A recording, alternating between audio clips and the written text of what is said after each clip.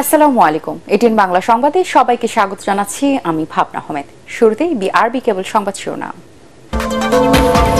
খালেদা জিয়ার মুক্তির দাবিতে ৮ মাস পর রাজধানীতে আজ সমাবেশ বিএনপির, পাল্টা কর্মসূচি আওয়ামী লীগের।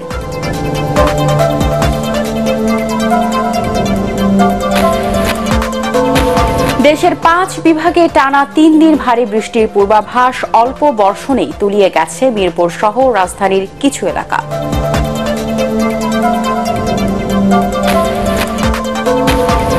বড় ব্যবসায়ীরা সিন্ডিকেট করায় কোরবানির পশু চামড়ার ন্যায্য মূল্য নিশ্চিত যায়নি, দাবি ভোক্তা সংরক্ষণ অধিদপ্তরের।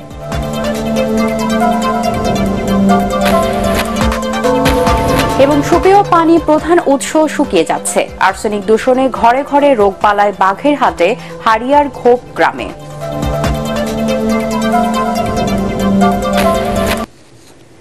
শুনছিলেন বিআরবি কেবল সংবাদ শিরোনাম, এবারে বিস্তারিত। খালেদা জিয়ার মুক্তির দাবিতে ঢাকায় আজ শান্তিপূর্ণ বড় ধরনের সমাবেশ করার প্রস্তুতি নিচ্ছে বিএনপি। বেলা ৩টায় নয়াপল্টনের দলের কেন্দ্রীয় কার্যালয়ের সামনে এই সমাবেশ অনুষ্ঠিত হবে। প্রায় ৮ মাস পর দলীয় প্রধানের মুক্তির দাবিতে বিএনপি এমন কর্মসূচি করছে। বৃষ্টি উপেক্ষা করে এরই মধ্যে নেতাকর্মীরা সমাবেশস্থলে জমায়েত হচ্ছেন। সমাবেশে ঢাকা মহানগর ছাড়াও আশপাশের জেলা থেকে নেতাকর্মীরা আসছেন। এ সমাবেশে দলীয় মহাসচিব মির্জা ফখরুল ইসলাম আলমগীর সহ কেন্দ্রীয় ঢাকা মহানগরের নেতারা বক্তব্য রাখবেন। বেগম খালেদা জিয়ার মুক্তির ইস্যুতে কেন্দ্র করে আবারও নেতাকর্মীদের উজ্জীবিত করে রাজপথের আন্দোলন জোরদার করতেই এই কর্মসূচি বিএনপির। দলটির সিনিয়র নেতারা জানান, ভারতের সাথে অসম চুক্তি, দুর্নীতি, দ্রব্যমূল্যের ঊর্ধ্বগতির মতো ইস্যুতে নানা কর্মসূচি দিয়ে সরকারকে চাপে রাখতে চান তারা। সোমবার দেশের সব মহানগর এবং বুধবার জেলা পর্যায়ের সমাবেশ ডাকা হয়েছে। এদিকে প্রতিবারের মতো এবারও বিএনপির সমাবেশ ঘিরে পাল্টা কর্মসূচি দিয়েছে ক্ষমতাসীন আওয়ামী লীগ। বিকেল ৩টায় রাজধানীর বঙ্গবন্ধু এভিনিউয়ে দলীয় কার্যালয়ের সামনে আলোচনা সভা করবে দলটি। এতে প্রধান অতিথি হিসেবে উপস্থিত থাকবেন আওয়ামী লীগের সাধারণ সম্পাদক ও সড়ক পরিবহন ও সেতুমন্ত্রী ওবায়দুল কাদের। দলের ৭৫তম প্রতিষ্ঠা বার্ষিকী উপলক্ষে এই আলোচনা সভার আয়োজন করা হয়েছে বলে জানিয়েছেন নেতারা।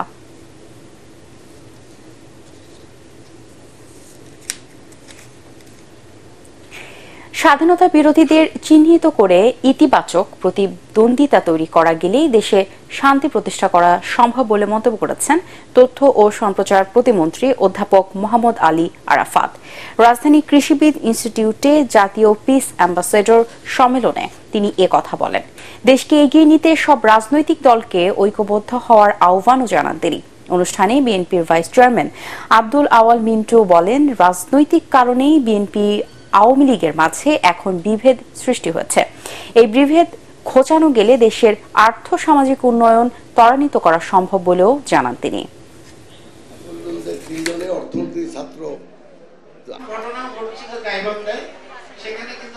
বাংলাদেশের প্রশ্নে আমাদের ঐক্যবদ্ধ থাকতে হবে।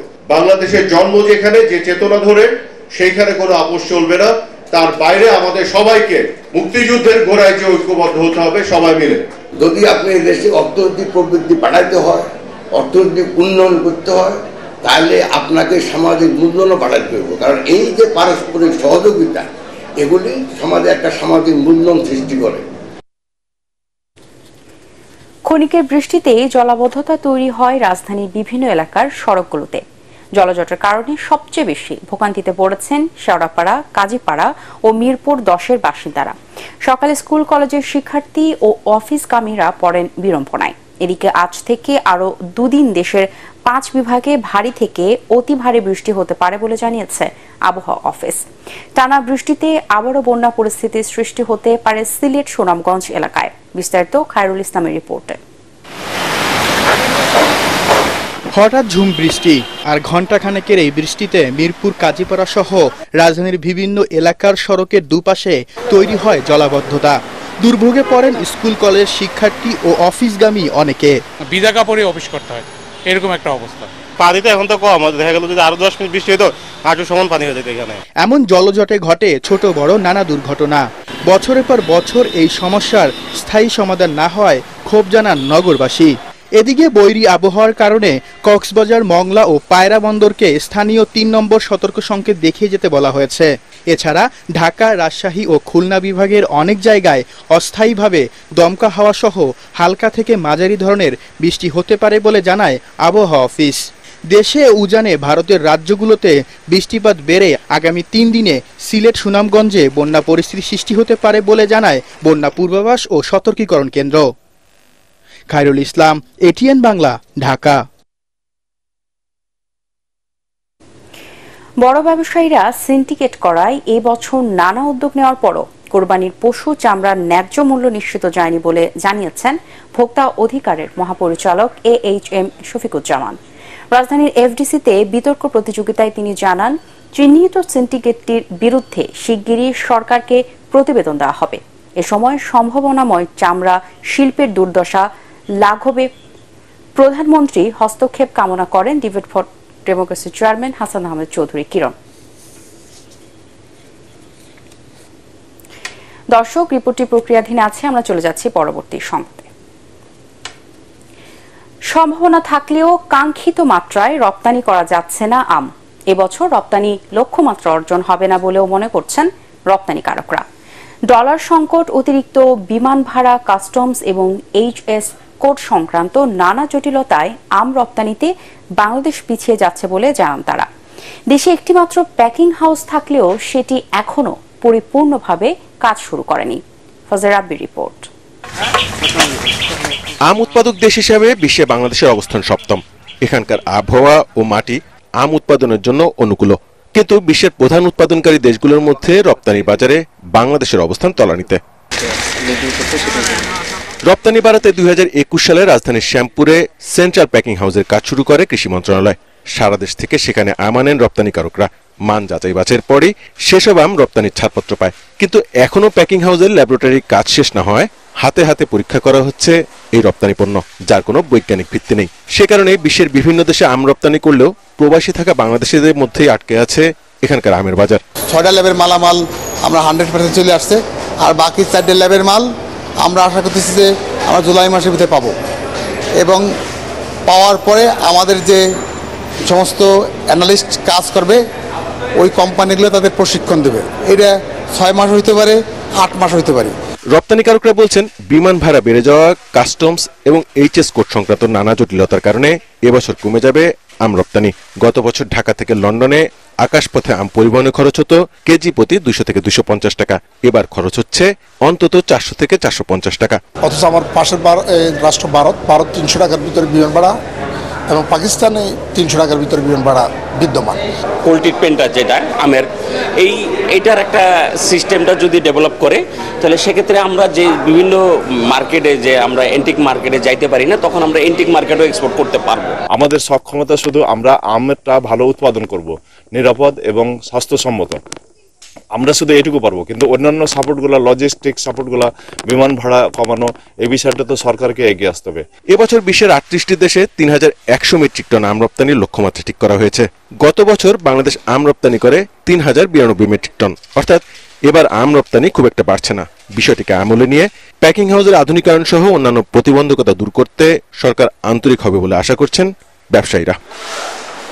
ফজল রাব্বি, এটিএন বাংলা, ঢাকা। বড় ব্যবসায়ীরা সিন্ডিকেট করায় এবছর নানা উদ্যোগ নেওয়ার পরও কোরবানির পশু চামড়ার ন্যায্য মূল্য নিশ্চিত যায়নি বলে জানিয়েছেন ভোক্তা অধিকারের মহাপরিচালক AHM শফিকুজ্জামান। রাজধানীর FDC-তে বিতর্ক প্রতিযোগিতায় তিনি জানান, চিহ্নিত সিন্ডিকেটটির বিরুদ্ধে শিগগিরই সরকারকে প্রতিবেদন দেওয়া হবে। এ সময় সম্ভাবনাময় চামড়া শিল্পের দুর্দশা লাঘবে প্রধানমন্ত্রীর হস্তক্ষেপ কামনা করেন debate for democracy chairman Hasan Ahmed Chowdhury Kiron. Imdadullah Babu report. কাঁচা চামড়ার ন্যায্য দাম নির্ধারণে বেসরকারি খাতের ভূমিকায় মুখ্য শীর্ষক এই বিতর্ক প্রতিযোগিতার আয়োজন করে ডিবেট ফর ডেমোক্রেসি। চামড়াগুলোকে রপ্তানি করতে হলে আমাদের সঠিকভাবে সংরক্ষণ করতে হবে। এ সময় প্রধান অতিথির বক্তব্যে ভোক্তা অধিকার সংরক্ষণ অধিদপ্তরের মহাপরিচালক AHM শফিকুজ্জামান জানান, কৃত্রিম চামড়ার কারণে প্রাণীজ চামড়ার কদর কমেছে আন্তর্জাতিক বাজারে। পাশাপাশি চামড়া প্রক্রিয়ার আন্তর্জাতিক মানদণ্ড অনুসরণ করতে না পারায় কমেছে রপ্তানিও। সারা ওয়ার্ল্ড ওয়াইড কিন্তু এই যে আমরা যে চামড়াটা, ন্যাচারাল চামড়াটা, এখান থেকে কিন্তু আমার মার্কেট কিন্তু শিফট হয়ে যাচ্ছে। সেটি হলো যে এখানে আর্টিফিশিয়াল লেদার এসছে এবং আমাদের অনেকগুলো বিষয় আছে, যেটা এই যে লেদার যেটা আমরা প্রসেস করি সেখানে এনভায়রনমেন্টাল ইস্যু আছে। এইসব কারণে কিন্তু মানে একদম আমাদের যেটা ন্যাচারাল লেদারের উপরে ডিপেন্ডেন্সি কমে যাচ্ছে, এটি একটা বড় কারণ। অনুষ্ঠানে ডিবেট ফর ডেমোক্রেসির চেয়ারম্যান হাসান আহমেদ চৌধুরী কিরণ বলেন, চামড়া শিল্পের ঘুরে দাঁড়ানো নিশ্চিতে এবং চামড়া আমদানিকারকদের সনদ অর্জনে এই পদ্ধতির আধুনিকায়ন দরকার। এলডিবি সনদ না থাকায় বিশ্ববাজারে চামড়ার ন্যায্য দাম নিশ্চিতে সাভারে হেমায়তপুরে সিটি ব্যবস্থাপনাকে দ্রুত বাস্তবায়ন। যদি মাননীয় প্রধানমন্ত্রীকে হস্তক্ষেপ করতে হয়, তবু আমি অনুরোধ করতে চাই যে এই যে আমাদের গরিবের হকের কথা যেটা বলি, যারা এতিমরা, গরিবরা, যারা একেবারেই হতদরিদ্র, তাদেরকে এই চামড়া থেকে 2 পয়সা তারা ঈদের পরে পেয়ে থাকে, সেই ন্যায্যতা থাকে যাতে এই গরিব দুঃখী মানুষ বঞ্চিত না হয়। কাদের কারণে চামড়া শিল্পের এমন দুর্দশা, গোয়েন্দা সংস্থার মাধ্যমে তা খুঁজে বের করার দাবিও জানান ডিবেট ফর ডেমোক্রেসির চেয়ারম্যান। এ বিষয়ে শিগগিরই সরকারকে প্রতিবেদন দেয়া হবে বলে জানান ভোক্তা অধিকার সংরক্ষণ অধিদপ্তরের মহাপরিচালক। এই যে প্রান্তিক যে ব্যবসায়ীরা রয়েছে, তাদেরকে ক্ষতিগ্রস্ত করবার জন্য কম দামে ট্যানারি মালিকরা এবং আড়তদাররা এক ধরনের সিন্ডিকেট করে তারা এই চামড়াকে কিনে নিচ্ছে এবং এক পর্যায়ে তারা বলছেন যে তাদের চামড়া সংগ্রহ দরকার ছিল এত, কিন্তু তারা বেশি চামড়া এসে গিয়েছে, চামড়া পচনশীল দ্রব্য, চামড়া পচে যাচ্ছে, চামড়া লবণ দেওয়া ঠিক হয়নি, চামড়ার মধ্যে চামড়া যখন ছিলতে গিয়েছে তখন সেখানে ফুটা করে দিচ্ছে, নানা রকম এই যে অজুহাত দিয়ে কিন্তু আমরা দেখতে পাচ্ছি যে পানির দামে কিন্তু একটা সিন্ডিকেট করে কিন্তু এই কাটা চামড়াকে আমরা কিনে নিতে দেখেছি। আসলে সিন্ডিকেট তো দেখা যায় না। এখন যে জিনিসটা আমি বললাম, প্রস্তাবটা কেন টেলিফোন করে আপনার এই চামড়াগুলো বাইরের ট্রাকগুলো ঢুকলো, তাহলে নিশ্চয়ই এখানে কাজ করছে এবং আমি ওই দিন গোয়েন্দা সংস্থাকে জানিয়েছি এবং আমি ইতিমধ্যেই একটি রিপোর্ট তৈরি করছি। প্রতিযোগিতায় প্রাইম ইউনিভার্সিটিকে হারিয়ে আমেরিকান ইন্টারন্যাশনাল ইউনিভার্সিটির বিতার্কিকরা বিজয়ী হয়। ইমদাদুল্লাহ বাবু, ATN বাংলা, ঢাকা। বাগেরহাটে সুপেয় পানি প্রধান উৎস খাল ও পুকুর ক্রমে শুকিয়ে যাচ্ছে। এতে বিপর্যস্ত হয়ে পড়েছে গ্রামীণ জনজীবন। বাধ্য হয়ে অনেকেই পান ও ব্যবহার করছেন আর্সেনিকযুক্ত বিষাক্ত পানি। ঘরে ঘরে ছড়িয়ে পড়েছে রোগবালাই। পরিস্থিতি এমন দাঁড়িয়েছে, ওইসব গ্রামে মেয়ে বিয়ে দিতে চাইছেন না আশেপাশের মানুষ। বাগেরহাট থেকে আমিরুল হক বাবুর রিপোর্ট, জানাচ্ছেন কেরামতুল্লাহ বিপ্লব। চিতলমারীতে মধুমতি নদীর কোল ঘেঁষে হারিয়ারগোপ গ্রাম। 20,000-এরও বেশি বাসিন্দা সেই গ্রামে, বেশিরভাগই কৃষিজীবী। কয়েক বছর আগেও গ্রামের খাল আর পুকুরই ছিল উপকূলীয় এই গ্রামে সুপেয় পানির একমাত্র আধার। এখন তা একেবারেই নেই। খাতি পানি রান্তি পারি না, পানি জমি খাতের পানি ভরতে পারে না। যদি ওই পানি দিয়ে কিছু করি মানে গাগত চুলকানিতে বইরা যায়, অ্যালার্জিতে অনেক সমস্যা হয় সবারই। গ্রামের 300 একর 3 ফসলি জমি পানি সংকটে অনাবাদী হয়ে আছে বহু বছর ধরে। এলাকার ফল ফসলের উৎপাদনও কমেছে প্রায় 45%। ফলে অভাব বেড়েছে, পুষ্টিহীনতায় ভুগছেন গ্রামের কয়েক হাজার মানুষ। প্রত্যেকটা লোকের ডায়রি, আমাশা, বিভিন্ন রোগ বালাই চলতেছে। আমাকে 3-4 মাস আমরা মনে করি গোসলই করতে ঋণী। গ্রামে যেসব অগভীর নলকূপ আছে তার 200-টিরও বেশি অকেজো। যেগুলোতে পানি উঠছে তাও আর্সেনিক যুক্ত। নানা জটিল রোগে আক্রান্ত গ্রামবাসী। তাই এই গ্রামে কেউ মেয়ে বিয়ে দিতেও চাইছেন না। দেখতে গেছি মেয়ে লড়কাকে তো মেয়ে দেবো না, সে আমি আমরা চালছি, সে পোতারে বিয়ে দিতেলাম না। জলবায়ুর অস্বাভাবিক পরিবর্তন এবং প্রভাবশালীদের দখল দূষণে গ্রামের প্রসিদ্ধ হারিয়ারগোপ খালও এখন মৃতপ্রায়। যদি খালটি পানি নিম্নবর্তী খনন করা হয় তাহলে এলাকার মানুষজন উপকৃত হবে, এলাকার ফসলাদি সংখ্যা বৃদ্ধি পাবে, মানুষের মিষ্টি পানির একটা উৎস হবে। এটি আসলে একটু পরিকল্পনা দরকার যে কিভাবে এই খালটি আমরা আবার খনন করে আবার নতুনভাবে এলাকার মানুষের পানি সমস্যার সমাধান করতে পারি। সংকট এতই প্রকট হয়েছে যে রান্না, খাবার পানি, গোসল ও গৃহস্থালির কাজে দূর থেকে পানি কিনে আনছেন অনেকে, যা দুর্বিষহ করে তুলেছে গ্রামীণ মানুষের জীবন। কেরামতুল্লাহ বিপ্লব, ATN বাংলা। এবারে আল আরাফা ইসলামী ব্যাংক অর্থ সংবাদ।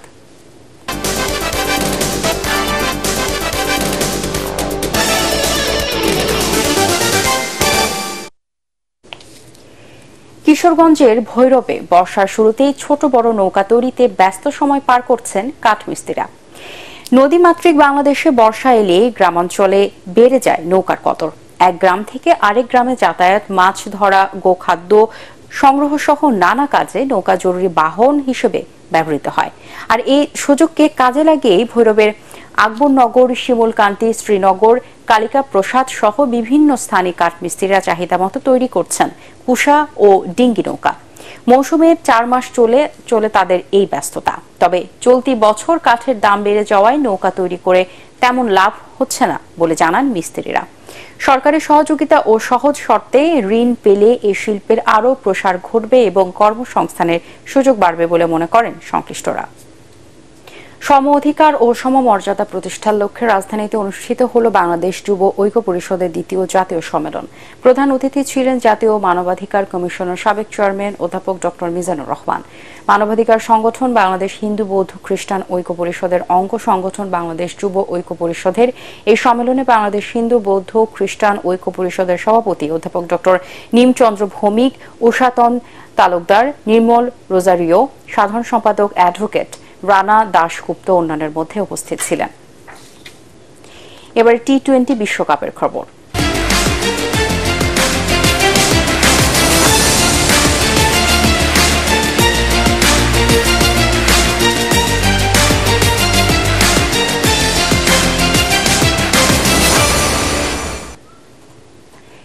টি-20 বিশ্বকাপে শিরোপা লড়াই আজ ব্রিজটাউনে মুখোমুখি হবে এবারের 2 অপরাজিত শক্তি দক্ষিণ আফ্রিকা ও ভারত। এবারের বিশ্বকাপে প্রথমবারের মতো অপরাজিত থেকে শিরোপা জিততে যাচ্ছে কোন দল। রাত 8:30টায় ট্রফি জয়ের মিশনে নামবে 2 দল। বিশ্বকাপের সেই মহারণ দেখার অপেক্ষায় মুখিয়ে আছে কোটি দর্শক। রিপোর্ট করছেন এস.এম. আশরাফ। তবে কি শিরোপা খরা ঘোচাতে যাচ্ছে দক্ষিণ আফ্রিকা? ওয়ানডে আর টি-20 মিলিয়ে 7 বার সেমিফাইনাল থেকে বিদায়ের পর ফাইনালে জায়গা করে নেয়া প্রোটিয়া সমর্থকরা সেই আশায় বুক বাঁধছেন। এবারে টুর্নামেন্টের পরিসংখ্যান পর্যালোচনা করলে লড়াইটা ব্যাটিং বনাম বোলিংয়ের বলা যায়। ডিককরা এ পর্যন্ত এসেছে তাদের বোলারদের কল্যাণী। বাংলাদেশের বিপক্ষে 113 রান, নেপালের সাথে 115 রান করেও জয় নিয়ে মাঠ ছেড়ে তারা। সেমিতে আফগানিস্তানকে তো বোলাররা উড়িয়ে দেয় মাত্র 56 রানে। অন্যদিকে একেবারে শুরু থেকে প্রতিপক্ষকে কোনো সুযোগ না দিয়েই একের পর এক জয় তুলে নিয়ে শিরোপার মঞ্চে টিম ইন্ডিয়া।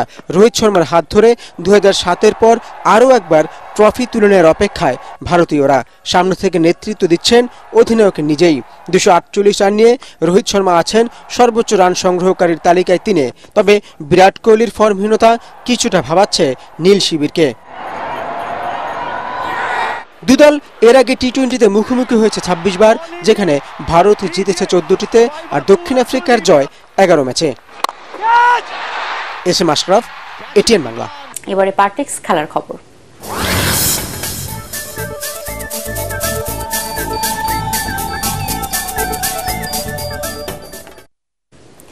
কোপা আমেরিকায় গ্রুপ ডির ম্যাচে প্যারাগুয়েকে 4-1 গোলে হারিয়েছে ব্রাজিল।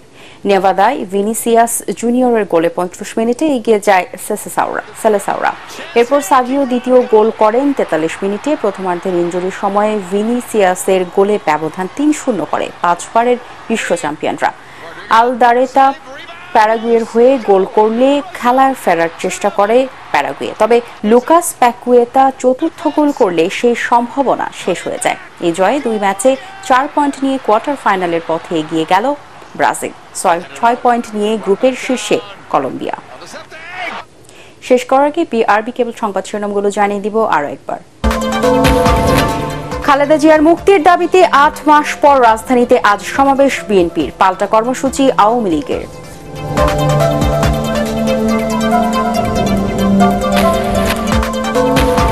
দেশের 5 বিভাগে টানা 3 দিন ভারী বৃষ্টির পূর্বাভাস। অল্প বর্ষণেই তলিয়ে গেছে মিরপুর সহ রাজধানীর কিছু এলাকা।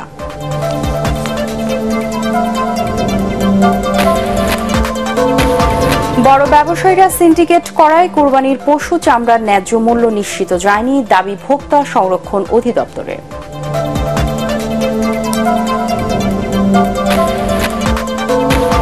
এবং সুপেয় পানির প্রধান উৎস শুকিয়ে যাচ্ছে। আর্সেনিক দূষণে ঘরে ঘরে রোগবালাই বাঘেরহাটে, হারিয়ার ঘোপ গ্রামে।